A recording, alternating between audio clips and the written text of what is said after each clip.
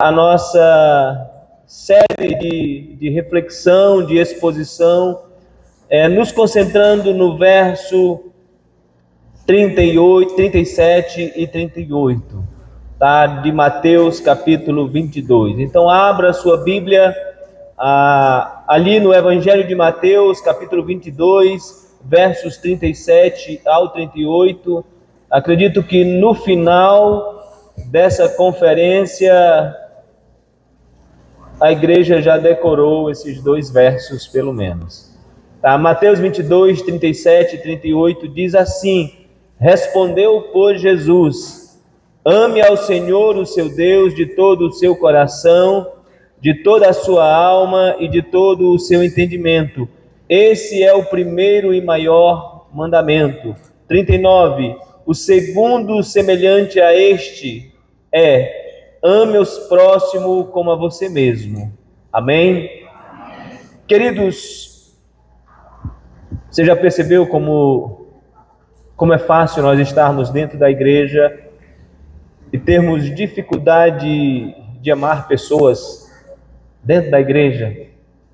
Nós estamos aqui dentro da igreja, mas mesmo nós estando dentro da igreja, nós temos dificuldade de amar certas pessoas dentro da igreja. Ou isso não acontece com vocês? Acontece, né? Acontece comigo. Às vezes a gente é ferido e a gente começa a criar resistência com aquela pessoa, e a gente, com o coração ferido, começa a se distanciar. Às vezes aquela pessoa, ela te irrita e você começa a se distanciar, e você começa a evitar essa pessoa, mas você continua ali dentro da igreja, você continua ali cantando, você continua ali orando nos cultos de oração, você continua fazendo a evangelização, você continua servindo, mas ainda assim, com dificuldades reais de amar estas pessoas. Sendo honesto com você mesmo, diante de Deus, não é diante da igreja, não é diante do pastor, mas você sendo honesto com você mesmo. Que tipo de cristão é esse?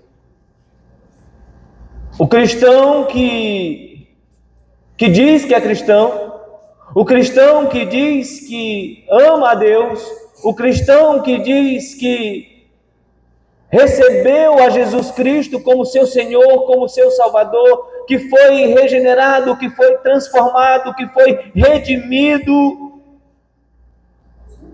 e vive toda a sua vida cristã com essa dificuldade de amar pessoas, com dificuldade evitando estas pessoas. Será que o nosso louvor sobe ao trono dos céus? Será que o nosso serviço ele é recebido pelo Senhor nosso Deus? Será que a consagração dos nossos bens na forma de dízimos e ofertas, elas são recebidas diante de Deus? Que tipo de amor cristão é esse? Que funciona no culto, que funciona da boca para fora, mas que falha na convivência, que falha nos relacionamentos com os irmãos, que falha no relacionamento com as pessoas à nossa volta. Que amor cristão é esse? Jesus ele vai dizer: amarás o teu próximo como a ti mesmo. E Jesus ele completa, ele diz: olha, desses dois mandamentos depende toda a lei. O que Jesus de fato ele está direcionando é que toda a nossa espiritualidade ela é medida e ela está sendo medida pela maneira como nós amamos o nosso próximo. Nós falamos um pouco isso pela manhã. O amor ao próximo não é uma consequência opcional da fé em Cristo Jesus. Mas o amor ao próximo é uma evidência fidedigna na vida e no coração de quem pertence a Cristo. O amor ao próximo é essa evidência. O que é uma evidência? É algo que fica claro, é algo que fica visível, é algo que fica notório na vida, no coração de quem pertence a Cristo. O lema dos nossos cadetes a jato é um para o outro e todos para Deus. E esse lema, para ele ser real, para ele ser vivido, ele precisa aparecer. E não apenas aparecer no discurso dos cadetes, e não apenas aparecer no discurso dos nossos lábios, mas é aparecer nos nossos relacionamentos com as pessoas, com os nossos irmãos, com o nosso próximo. E aí você pode se perguntar, mas por que esse lema, para ele ser real, ele precisa aparecer nos nossos relacionamentos? Porque o próximo, ele é o campo de prova do evangelho de sua vida, ou em sua vida. Você quer provar o evangelho? Você quer provar que a fé que você professa em Jesus Cristo, você quer provar que de fato você compreendeu o evangelho, de que você vive o evangelho, de que a sua vida foi transformada pelo evangelho? É através do próximo ou da vida do próximo que você vai provar do evangelho. Jesus, ele vai dizer assim: ame o próximo.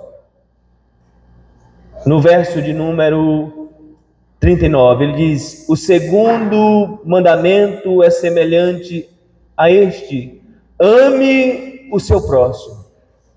Mas é interessante a gente perceber que Jesus, ele não encerra no ame o seu próximo. Ele diz: ame o seu próximo como a si mesmo. A gente conversou hoje pela manhã do que significa esse a si mesmo. É o mesmo zelo que você tem por você, é o mesmo padrão de amor que você inclina e aplica para Deus, você deve inclinar e aplicar para os outros. Você deve amar o outro com o mesmo critério que você usa para amar a si mesmo. Ou seja, a mesma graça que você aplica para a sua vida, a mesma misericórdia que você aplica para a sua vida, você deve aplicar para a vida do seu próximo. Queridos, porque muitas vezes nós tratamos a nós mesmos com uma medida bem generosa de graça e nós não tratamos com a mesma medida generosa o nosso próximo. Nós tratamos a nós mesmos com uma medida generosa de misericórdia e nós não aplicamos essa mesma medida generosa de misericórdia para com o próximo, para com o outro. Reflita um pouco. Nós temos facilidade e rapidez em nos perdoar. Quando nós falhamos, quando nós fazemos algo errado, logo nós dizemos para nós mesmos: calma, não é o fim da vida, calma, tu está perdoado. Não é assim que nós fazemos conosco mesmo? Quando nós erramos, a gente se perdoa rapidamente, mas a gente tem dificuldade de perdoar o outro rapidamente. A gente fica remoendo, a gente fica guardando, a gente fica mastigando, trazendo aquilo à tona. Você se compreende facilmente, mas você tem dureza para com o outro. Você se protege facilmente, mas você tem facilidade em perceber, em ferir intencionalmente o outro. Nós precisamos lembrar que o nosso próximo, ele é o campo que prova o Evangelho nas nossas vidas. Agora, eu queria fazer uma ênfase aqui. Às vezes nós pensamos que amar o próximo é compactuar com o seu pecado. Às vezes nós pensamos que amar o próximo é ver o próximo, o nosso irmão, a pessoa à nossa volta, fazendo aquilo que está errado, e a gente dizer, não, está tranquilo. E não é isso, não se trata disso. Por exemplo, nós temos aqui muitos pais presentes. E pais sabem o que é amar filho. E pais, eles sabem quando os filhos erram e que precisam ser corrigidos, e que precisam ser confrontados, e que precisam ser disciplinados, e que precisam pegar umas palmadinhas ali. O pai, ele não deixa de amar o filho, mas o pai, ele confronta o pecado, ele confronta o erro, porque ele ama, porque o confronto, porque a correção não é falta de amor, pelo contrário, ela é uma ação para restaurar, ela é uma reação para corrigir. Eu gosto de dizer que uma das melhores partes do ministério pastoral é o ensino da palavra. Como é fácil, não é, Dânia? Como é fácil a gente preparar um devocional, uma palavra, com todas as dificuldades. Eu falo fácil, irmãos, não é porque você só pega e rabisca, é porque é a parte mais doce do ministério. Agora, a parte difícil para mim, eu não sei para os demais colegas presentes, a pior parte, ou a parte mais difícil para mim é o confronto. É você ver um irmão seu, é você ver o próximo ali caminhando em forma contrária, caminhando no erro, caminhando no pecado, e você, sabendo que aquele modo de caminhar vai levar, vai direcionar o seu próximo para o abismo, para a morte, para a condenação, e você precisa desesperadamente manifestar amor a Ele, e a forma de manifestar amor a Ele é corrigindo, é tentando abrir os seus olhos e dizer, meu irmão, olha, está errado isso aqui, você não pode caminhar nessa direção, você não pode praticar isso, você não pode viver assim. Semana passada eu sentei com um membro do Ministério de Louvor da nossa igreja para corrigi-lo, para exortá-lo. E aí na nossa conversa ali, logo após a EBD, conversando com ele, disse, meu irmão, não é assim que a gente age.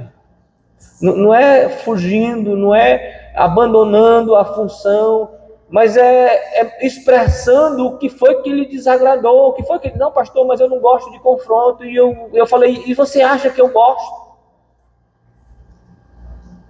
Eu não sou fã de confrontar, mas o confronto, ele faz parte da manifestação do amor ao próximo. Meus irmãos, nós precisamos entender que quando nós amamos o próximo como a nós mesmos, nós alertamos de que ele está caminhando para o erro. E quando nós não fazemos isso, nós estamos manifestando não amor, nós estamos manifestando indiferença, nós estamos manifestando que ele não faz nenhuma importância para nós.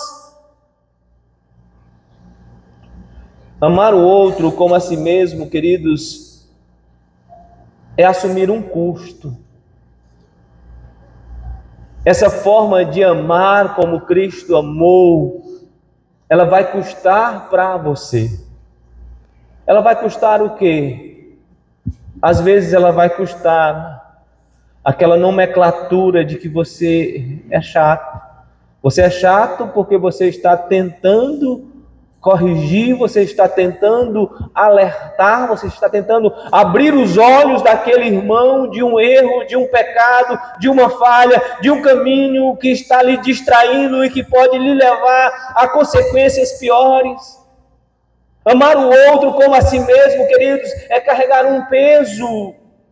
E essa forma de amar, muitas vezes, ela é pesada para nós, como eu estou acabando de dizer para vocês, é pesado para mim. A minha esposa está ali, nós estamos há 12 anos na segunda igreja de Grajaú, e tem situações de confronto que é pesado para mim.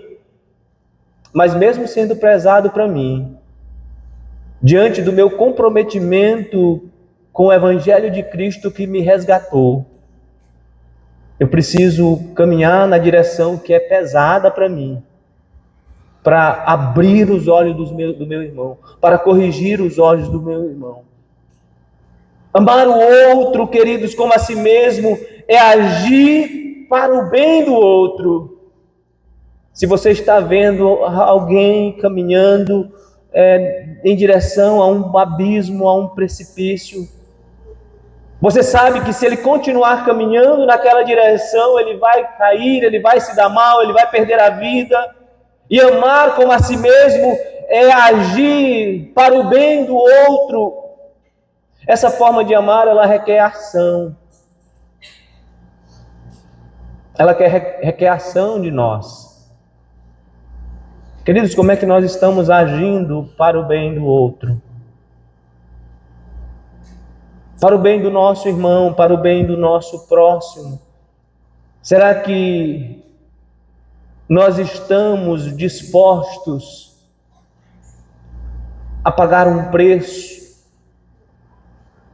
de às vezes ser tido como o irmão chato que chama a atenção, de entender que por mais delicado que seja, por mais pesado que seja para qualquer pessoa, que eu creio que não tem ninguém aqui que diga é confortável uma situação de confronto. Eu não tenho dificuldade nenhuma em confrontar uma pessoa. Ninguém aqui. Será que nós temos agido para o bem do outro? Ou será que nós estamos vendo os nossos adolescentes em práticas de pecado? Será que nós estamos vendo os nossos irmãos de longas datas de caminhada na fé, flertando com o pecado, abraçados com o pecado, e a gente está ali fazendo vista grossa, como se nada tivesse acontecendo, como se o pecado ou aquela prática não fosse pecado? Querido, se nós estamos vendo isso no nosso meio, se nós estamos vendo isso nos nossos relacionamentos, e nós não agimos para o bem desse irmão, nós não estamos amando o nosso próximo como a nós mesmos. E se nós não estamos amando o nosso próximo como a nós mesmos, nós não estamos amando a Deus. É isso que o texto nos ensina. É esse tipo de amor que dói. É esse tipo de amor que verte lágrima.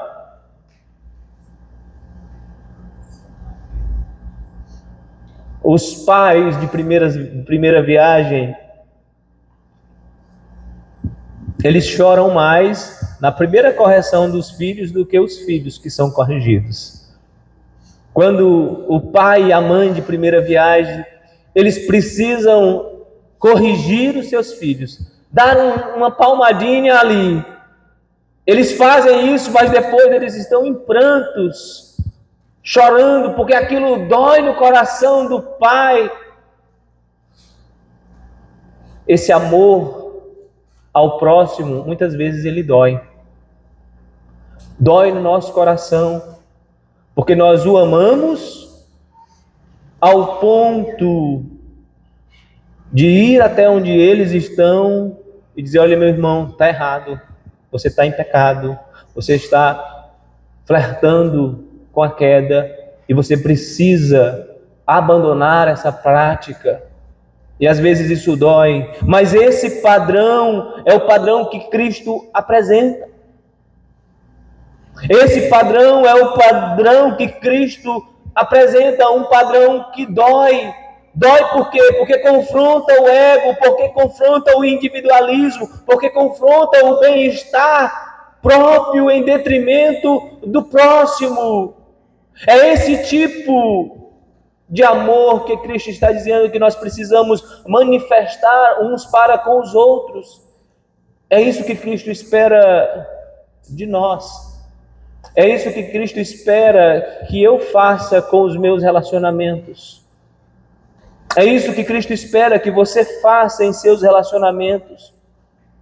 Nós não podemos afirmar que amamos a Deus ou que o nosso amor por Deus é real, sem olhar para como nós amamos o nosso próximo, sem olhar para a forma como nós tratamos, porque a religiosidade, a espiritualidade expressa no culto ou nos momentos de culto coletivo, elas podem ser muito bem encenadas, mas os relacionamentos, o trato com os nossos irmãos revelam o que é real em nosso coração.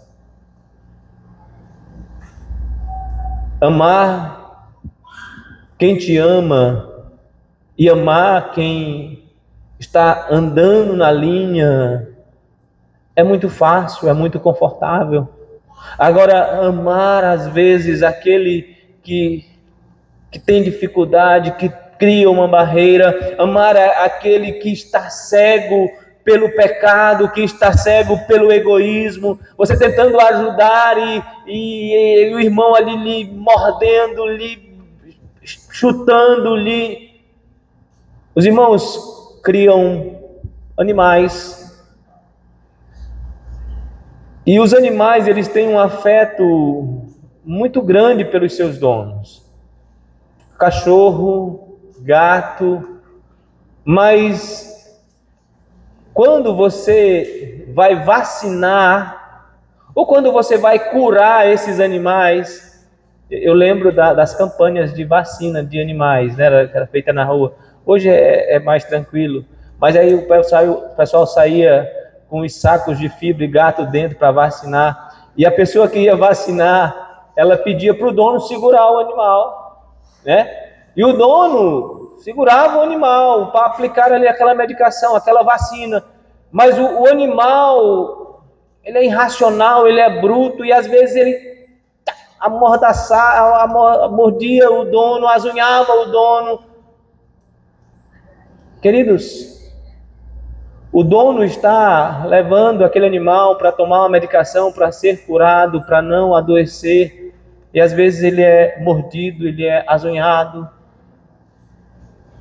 e às vezes isso acontece nos nossos relacionamentos, mesmo sabendo que nós seremos mordidos, azunhados, nós não podemos deixar de curar o nosso próximo. Nós não podemos deixar de dizer: olha, meu irmão, esse é o caminho, essa é a verdade. O amor de Cristo, ele é provado não no ambiente de conforto. O amor a Cristo, o amor ao próximo, ele não é provado no campo do culto, no campo da igreja, mas esse amor a Cristo, ele é provado na pressão dos relacionamentos, na convivência com as pessoas. Será que nós estamos amando os nossos irmãos com o amor de Deus, ao ponto de ver que os nossos irmãos precisam de uma dose da medicação de confronto e nós irmos para confrontá-los? ou simplesmente nós estamos vendo os nossos irmãos caminhando na direção do abismo e simplesmente dizendo: não, deixa ele ir, ele já é maduro. Se nós estamos agindo assim, se nós estamos pensando assim, nós ainda não entendemos o amor a Deus e ainda não entendemos o que é amar o nosso irmão, o nosso próximo, porque o próximo, ele é o campo de prova do Evangelho. Segundo, os relacionamentos interpessoais, eles expõem o que estão dentro do seu coração. Primeiro, o próximo, ele é o campo que prova o Evangelho na sua vida. Se o Evangelho é real, se aquilo que você confessa com a sua boca a respeito da salvação em Deus é real, é o seu relacionamento com o próximo que vai provar isso. Não é o que você diz, é o que você faz, é a maneira como você trata, é a maneira como você ama, é a maneira como você confronta, é a maneira como você corrige, é a maneira como às vezes você é repelido, barrado, mas você continua amando. E segundo, os relacionamentos, eles expõem o que estão no seu coração. Meus queridos, os relacionamentos, eles não criam problemas. Às vezes a gente fala assim: eu me relacionei com fulano de tal e eu tive um problema com aquele fulano de tal, por causa da sua personalidade, por causa do seu jeito. Na verdade, os relacionamentos, eles não criam, mas os relacionamentos, eles revelam o que já estão dentro dos nossos corações. Chegou um casal novo em Grajaú e começou a assistir conosco. Ele, até compartilhei com o pastor Cláudio, ele, um músico muito bom, e acima da média de formação, experiência de tocar com Matos Nascimento e etc e tal, cara muito bom, e ele muito animado, muito empolgado, muito relacional, e começou a ajudar no louvor e perguntando informações de algumas pessoas, e eu digo sempre assim para quem chega lá na segunda igreja: eu tenho as minhas experiências de relacionamento com essas pessoas aqui. Agora você precisa também ter as suas experiências de relacionamento com elas. Porque não adianta eu falar de personalidade de A, de B, de C, de D. Não adianta. Cada pessoa precisa se relacionar, porque os relacionamentos, eles não falam das outras pessoas, os relacionamentos falam do meu coração. Então, se eu tenho um coração transformado, se eu tenho um coração que ama a Deus sobre todas as coisas, queridos, eu não vou ter dificuldade em me relacionar com outras pessoas. Eu não vou ter dificuldade, porque eu tenho um coração que entende o que é amar a Deus, que entende que eu tenho que amar o meu próximo, mesmo quando houver dificuldades, conflitos, mas eu preciso amar essa pessoa. O que está dentro dos nossos corações, o que está dentro do seu coração. Quando nós temos dificuldade em liberar perdão para uma pessoa que nos feriu, que nos ofendeu, essa dificuldade, queridos, ela não aponta só para o outro, mas essa dificuldade, ela aponta para o orgulho que está falando mais alto no meu coração. Não está falando do pisão no pé que o outro me deu, mas está falando do orgulho que eu tenho no meu coração, ao ponto de não liberar perdão, ao ponto de não me abrir e me rasgar e dizer: meu irmão, olha, tá resolvido, passou, foi um pisão e acabou com isso. Quando há indiferença no trato com pessoas, como eu falei hoje pela manhã, às vezes nós temos preferências, nós procuramos pessoas que pensam parecido conosco, nós blindamos aqueles que pensam diferente da gente, e a gente acha que essa indiferença muitas vezes é afinidade, mas na verdade não é afinidade, é o seu egoísmo sendo exposto, é o egoísmo do seu coração sendo apresentado. Quando há conflitos constantes, aí você assegura, é porque se trata de incompatibilidade de personalidade. Você está sempre combatendo, você está sempre em embate com uma determinada pessoa.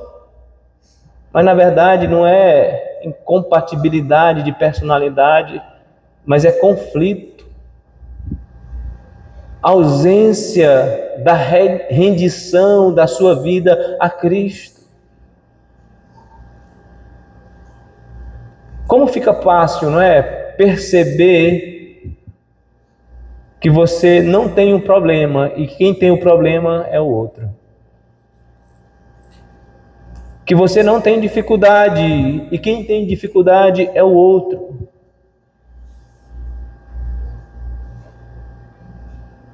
Queridos, quando Deus ele governa o seu coração, quando Deus governa o meu coração,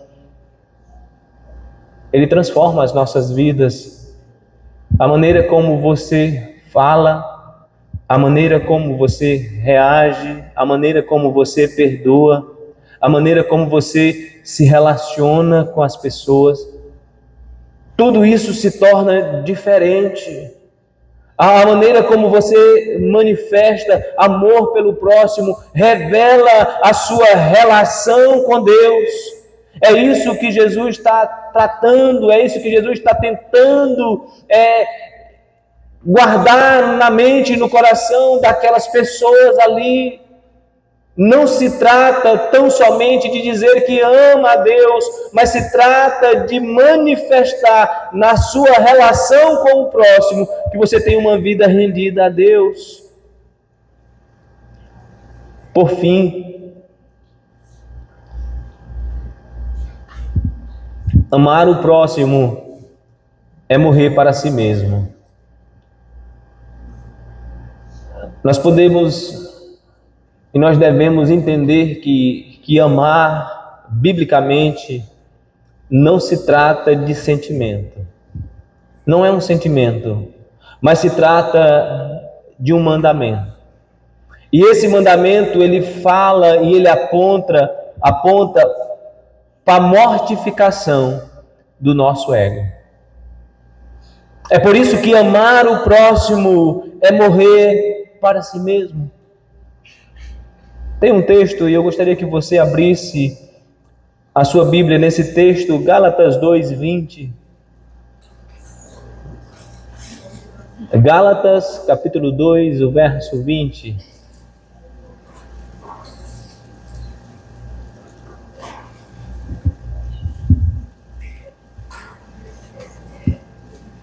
Amém? Os irmãos encontraram? O apóstolo Paulo, ele diz assim: fui crucificado com Cristo. Assim, já não sou eu mais quem vive, mas Cristo vive em mim. A vida que agora vivo no corpo, vivo pela fé no Filho de Deus, que me amou e que se entregou por mim. O apóstolo Paulo, ele diz aos Gálatas: fui crucificado com Cristo. E o que acontece com quem é crucificado? Morre. Ele diz: olha, fui crucificado com Cristo. Pode dizer: olha, eu morri com Cristo. Quando eu me rendi a Cristo, eu morri com Cristo. E ele diz: olha, já não sou eu mais quem vive, mas Cristo vive em mim. E essa vida que agora eu estou vivendo no corpo, eu vivo pela fé no Filho de Deus. Paulo ele está dizendo: olha, eu entendi o que é amar a Deus, e amar a Deus é amar o meu próximo, ao ponto de eu morrer para mim mesmo, para as minhas vontades, para o meu ego. E eu agir de maneira agora com o meu próximo da mesma maneira que Cristo agiu para comigo. Queridos, e aqui cabe uma ressalva, porque às vezes nós pensamos que amar o próximo é morrer para mim mesmo, então é eu aceitar tudo que o próximo faz, calado. Não, não é isso. Não é essa a ideia.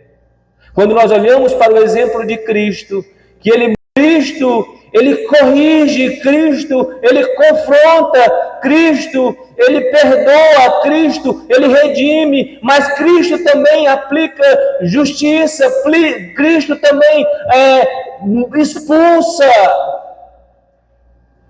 E a gente precisa entender isso. Amar o próximo não é tolerar, não é ser pisado pelo próximo, não é dizer, o próximo sabe, ele é maduro, ele está vendo. Não. Amar o próximo é você morrer para o seu orgulho, para o seu ego. E muitas vezes o nosso ego deixa o irmão no caminho de pecado que ele está, para ele quebrar a cara. Muitas vezes o nosso ego fala assim, porque eu já tentei alertar esse irmão, porque eu já tentei corrigi-lo e ele não quer, ele é duro, ele fecha os seus olhos, ele tem deleite no pecado, então deixa ele se danar para lá. Esse é o nosso ego falando. Esse é o nosso orgulho falando. E Paulo diz, olha, eu morri com Cristo. Eu acho interessante quando o apóstolo Paulo fala aos romanos dizendo que Deus nos amou quando nós ainda éramos pecadores. Deus nos amou quando nós ainda éramos pecadores. Deus, ele não desiste da sua missão de morrer por amor, por obediência a Deus e por amor a nós, porque nós estávamos errados. Cristo podia muito bem argumentar e interpelar para Deus e dizer, olha, Senhor, eu não vou morrer por essa turma não, essa turma toda aí está no pecado, essa turma toda aí está caminhando. Mas não, Jesus simplesmente obedece o plano eternal do Deus Pai e ele morre por amor a nós. Ele poderia muito bem se apegar ao seu ego, ao seu orgulho, como às vezes nós fazemos, para não confrontar, para não corrigir, para não chamar a atenção, para não passarmos de ruim. Deixa lá, porque senão o irmão vai achar que eu sou ruim. Amar o próximo é morrer para esse orgulho, é morrer para a autopreservação. A nossa autopreservação, ela nos leva a fugir de conversas difíceis. A autopreservação, ela nos faz evitar esses acertos que precisam ser feitos. Essa autopreservação nos evita a buscar reconciliação. Essa autopreservação, ela faz, querido, nós abandonarmos relacionamentos. A gente percebe o pecado, o erro, e a gente querendo se autopreservar, no sentido de não passar uma imagem ruim. Rapaz, eu não vou chamar a atenção daquela pessoa, não. Isso é autopreservação. Eu prefiro ver o meu irmão caminhando para a perdição. Eu prefiro ver o meu irmão, o meu próximo, tomando decisões que são pecaminosas diante de Deus, e eu não o confronto, e eu não o corrijo, e eu não o alerto, e eu não chamo para uma conversa difícil, porque eu quero autopreservar a minha imagem. Eu não quero me passar por chato, eu não quero me passar por ruim, eu não quero me passar por enxerido. Meus irmãos, isso não é amor. E isso não mostra que nós temos um coração que ama a Deus sobre todas as coisas, porque amar o próximo é morrer para o orgulho, é morrer para a autopreservação, é morrer para a autonecessidade de ter razão, porque a necessidade de ter razão, ela transforma essas conversas difíceis em conversas maduras, aonde cristãos maduros, eles sentam, eles conversam, eles se confrontam e eles entendem aonde caíram, eles pedem perdão, eles se reconciliam e eles continuam caminhando para a glória de Deus, não como adversários, mas como irmãos em Cristo Jesus, como pessoas que foram alcançadas, transformadas por Cristo. Jesus, ele não apenas mandou amar, mas Jesus, ele mostrou como deve ser esse amor.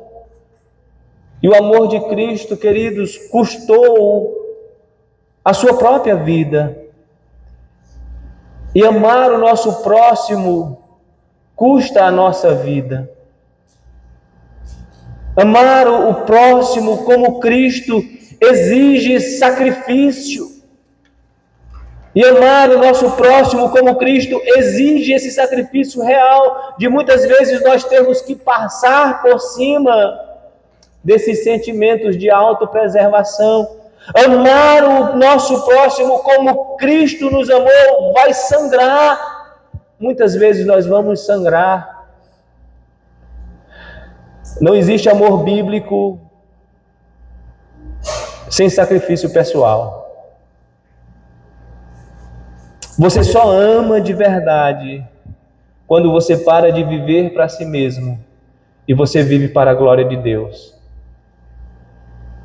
E viver para a glória de Deus, como servos de Deus, não é fazer de conta que não está vendo, mas é estar vendo e fazer o que é correto à luz da palavra para a glória de Deus. Meus irmãos, você até pode orar muito, você pode até cantar muito bem, você pode até servir muito em quantidade e ainda assim falhar no essencial, que é o amor a Deus e o amor ao próximo. Porque no final, o teste da fé não é o que você fala diante de Deus, é como você se relaciona com Deus e como isso é provado no seu relacionamento com as pessoas. Como estão os seus relacionamentos aqui na igreja? Como estão os seus relacionamentos fora da igreja? Será que não está precisando ser corrigido? Será que nós não precisamos corrigir os nossos relacionamentos? Será que nós não precisamos aceitar as correções? Esse texto do Evangelho de Mateus, ele deixa claro que Deus, ele não mede a nossa espiritualidade pelo que nós falamos. Deus, ele não mede a nossa espiritualidade pelo que nós dizemos crer. Mas Deus, ele mede a nossa espiritualidade pelo o quanto você está disposto a baixar o seu ego, a baixar o seu orgulho para amar a Ele sem reservas, sem parcialidade, sem fragmentações, abaixar o seu orgulho para amar o seu próximo semelhante ao amor de Cristo. E amar o próximo não é o quanto você fala que ama, mas amar o próximo é o que você realmente demonstra de amor para com o seu próximo, ou para com as pessoas que Deus colocou na sua vida. Será que existem relacionamentos na sua vida que você precisa reparar? Será que existe alguém em sua vida que você precisa perdoar? Será que existe alguém na sua vida que você precisa liberar perdão, pedir perdão? Será que existe alguém na sua vida que você tem evitado amar? Que ele entra por um lado e você sai pelo outro, ou ele entra por um outro lado e você sai por esse lado. Se existe em sua vida relacionamento, se existe em sua vida reparos, se existe pessoas a serem perdoadas, se existe pessoas a serem amadas e que não estão sendo perdoadas, que não estão sendo reparadas, isso revela que Deus não governa totalmente a sua vida. Queridos, eu não quero conduzir nenhum de vocês a um sentimento, mas eu quero que o Espírito Santo de Deus, ele conduza cada um de vocês a olhar para dentro dos seus corações, a olhar para as suas vidas, e você mesmo ter essa consciência de dizer: eu preciso ir lá na Adânia, eu preciso pedir perdão para a Adânia, eu preciso ir lá onde o pastor Cláudio e pedir perdão para o pastor Cláudio, eu preciso ir lá para a Adânia e confessar o meu pecado para com a Adânia, para com o pastor Cláudio. O Espírito Santo de Deus, ele precisa nos conduzir a essa rendição, queridos. E isso não é fraqueza, isso é amar a Deus. Isso é amar o próximo. É isso que Deus deseja em nossas vidas, queridos. É que nós sejamos uma comunidade aonde nós amamos uns aos outros e nós amamos a Deus, um para o outro e todos para Deus. É nós sabermos que eu posso contar, não com alguns, mas eu posso contar com todos. Eu posso me dirigir a todos, eu posso me derramar a todos, eu posso me rasgar a todos, eu posso ser sincero com todos, porque eu sei que todos estão comprometidos com Deus, ao ponto de ter uma palavra para me ajudar, uma palavra para me animar. Eu quero finalizar com uma frase que eu já repeti ela diz assim: ou Deus governa toda a sua vida, ou Deus não governa nada em sua vida. Esse texto, ele nos ensina isso. Ou Deus governa toda a nossa vida, ou Deus não governa nada em nossa vida. Deus está governando a sua vida. Você está amando a Deus de todo o seu coração, de toda a sua alma, de todo o seu entendimento? Sim, pastor, sim, eu estou. O que vai atestar isso é a maneira como você está amando as pessoas que estão do seu lado. Feche seus olhos. Bondoso Deus, maravilhoso Pai, muito obrigado, Senhor, porque Tu tem nos despertado a buscar a compreensão, a buscar, Senhor, não apenas a informação, mas a compreensão do que é Te amar, Senhor, verdadeiramente, de todo o nosso coração, de toda a nossa alma, de todo o nosso entendimento. Senhor, não é apenas professar isso, não é apenas falar sobre isso, Deus, mas é expressar esse amor em forma de ações visíveis, palpáveis, ações de zelo, ações de cuidado, ações de misericórdia, ações de graça para com os meus irmãos, para com o meu próximo, Senhor. Deus, e o que eu peço para a vida dessa igreja é que de fato, Senhor, eles possam caminhar nessa direção. Que o Senhor livre-os das vestiduras da hipocrisia, da religiosidade, da falsa espiritualidade, mas que eles possam se despir, Senhor, dessas vestiduras que só servem para pesar, para dificultar a caminhada contigo. E eles possam se despir dessas vestiduras e se derramar diante dos teus pés, reconhecendo, Deus, os seus pecados, reconhecendo, Senhor, as suas falhas e dizendo: Senhor, está aqui a minha vida, eu quero ser corrigido, eu quero ser restaurado, eu quero ser reparado por Ti. Ó Deus, e que cada um dos membros congregados dessa igreja, eles possam ser instrumento de Deus na vida uns dos outros, não só nos momentos bons, não só nos acertos, mas também, Senhor, nas lutas, nos deslizes da nossa caminhada cristã.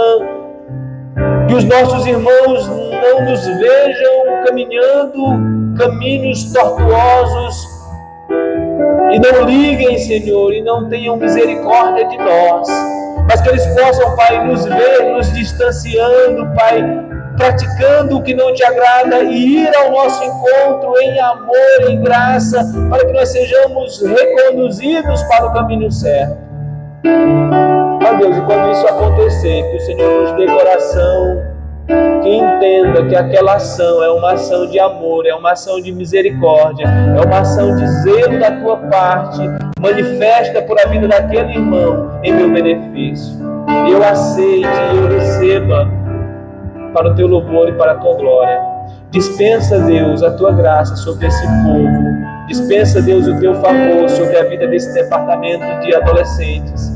Que eles possam, Pai, ser uma geração comprometida com o Senhor, amando ao Senhor sobre todas as coisas.